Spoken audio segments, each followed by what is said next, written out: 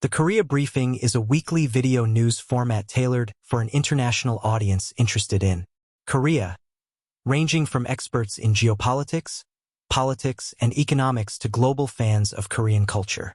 Part 1: Geopolitics, Domestic Politics, Security, and Economy.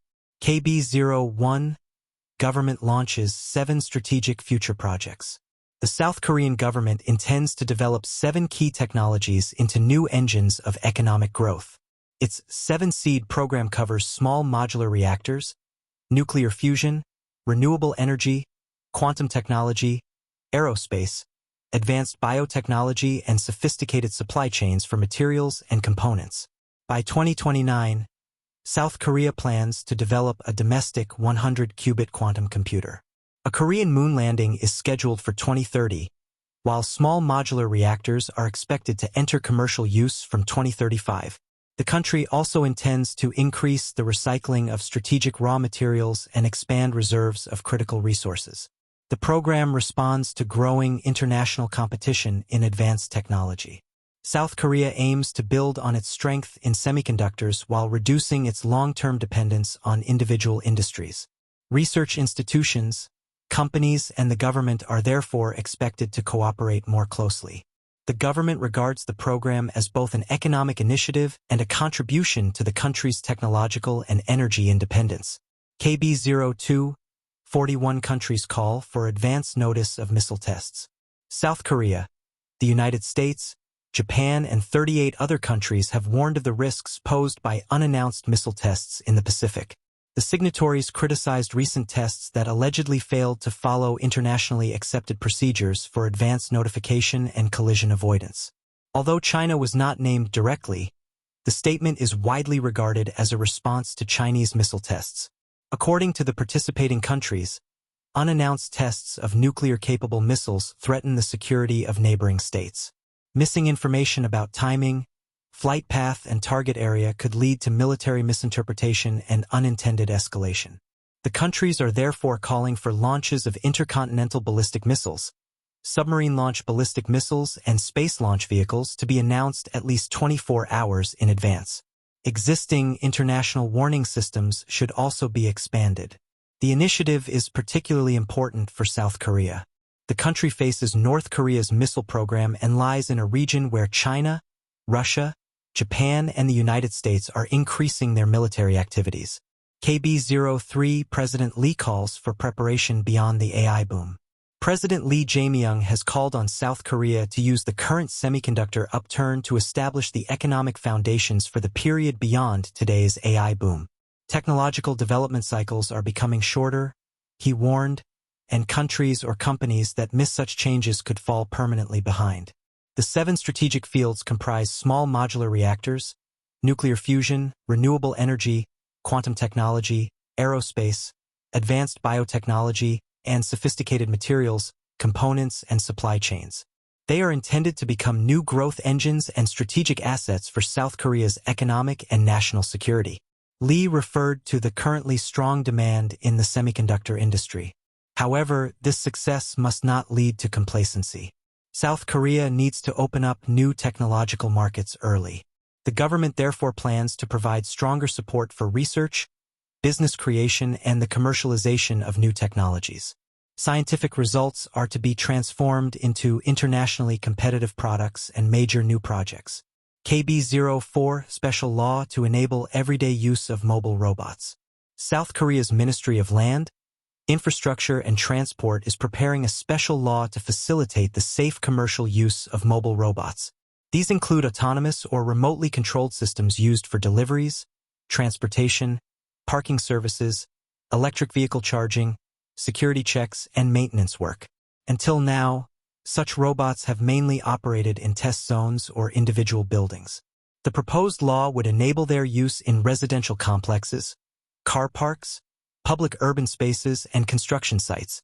Existing regulations governing buildings, pathways, and technical facilities would be adapted accordingly. Binding operating and safety standards, minimum technical requirements, and clear responsibilities in the event of accidents are planned. Procedures for investigating damage would also be established. The ministry intends to discuss the proposals with around 40 Korean robotics companies. Legal uncertainty is to be reduced without endangering pedestrians or other road users. South Korea hopes this will accelerate the practical deployment and commercialization of its robotics technology. KB05 Japan invests heavily in its return as a semiconductor power. Japan is attempting to regain its former importance in the semiconductor industry through government subsidies and foreign capital. Since 2021, overseas manufacturers have invested approximately 6 trillion yen, around 53 trillion Korean won, in Japanese production sites. Taiwanese chipmaker TSMC is expanding production in Kumamoto together with Sony. Investment in 2 factories there exceeds 3 trillion yen. Micron is building an advanced memory chip production line in Hiroshima, while Tower Semiconductor is also investing in Japan. In the late 1980s, Japanese manufacturers controlled more than half of the global market. Following Japan's economic downturn and the rise of South Korea and Taiwan, their share temporarily fell to around 10%. Japan is now supporting Kioxia's memory chip expansion and Rapidus's development of 2nm production. However, the total investment remains smaller than the major projects planned by Samsung Electronics and SK Hynix. Japan must also develop more chip design companies and stronger domestic demand. Part 2 to K-Culture, Sport, Lifestyle and Travel. KB06, KCON Los Angeles brings together 36 Korean artist teams. A total of 36 Korean artist teams and cultural figures will appear at KCON LA 2026 from 14 to August 16. Events will be held at the Los Angeles Convention Center and Crypto.com Arena. KCON is one of the largest international festival formats combining concerts with a broad presentation of Korean popular culture. The musical lineup includes Racine, Treasure, Zero Basion, IZNA, Illit, and Team, Tomorrow X Together, and NCT 127. 101 will return to a KCON stage for the first time since 2017 with a special performance featuring 9 members. In addition to K-pop, the festival will present Korean television series, films, food, and other cultural offerings. Guests include musician Hwang So-yoon, chef Edward Lee, and actors Lee Jun-hyuk and Park Eun-bin. KCON therefore serves simultaneously as a concert, fan gathering, and international showcase for South Korea's creative industries. It uses K-pop as a gateway to generate worldwide interest in other Korean cultural content. KB07, Korean language education expands through the Korean wave. The international popularity of K-pop and Korean television series is increasing interest in the Korean language. Special Korean language classes are now offered in 51 countries. The Korean wave is therefore influencing not only the consumption of music, series, and films, but increasingly education and cultural exchange. Many fans want to understand lyrics, interviews, and television programs in the original language. Others study Korean because they intend to study, work, or travel in South Korea. This is creating new programs at schools, universities, cultural institutes, and private education providers. Streaming services regularly expose viewers to the Korean language and everyday culture. K-pop groups reinforce this effect through international fan platforms, social media, and concert tours. The development is also important for South Korea's cultural policy. People learning Korean often engage more deeply with the country and consume additional Korean cultural content. In the long term, South Korea's creative industries, tourism sector, universities, and companies may all benefit. KB08, K-food becomes an integral part of travel to Korea. South Korea welcomed more than 10 million international visitors during the first half of 2026. At the same time, Korean food is becoming an important part of their travel spending. In the second quarter, 80.1% of foreign travelers went shopping during their stay. Food products were purchased by 56.9% of respondents, placing them second only to cosmetics. Demand is not limited to instant noodles or traditional specialties. International visitors increasingly buy snacks, drinks, seasonings, and other everyday Korean products. Shopping centers, supermarkets, and convenience stores are benefiting from this trend. Travelers are no longer visiting only tourist shopping districts, but are participating more actively in the everyday consumer culture of local residents.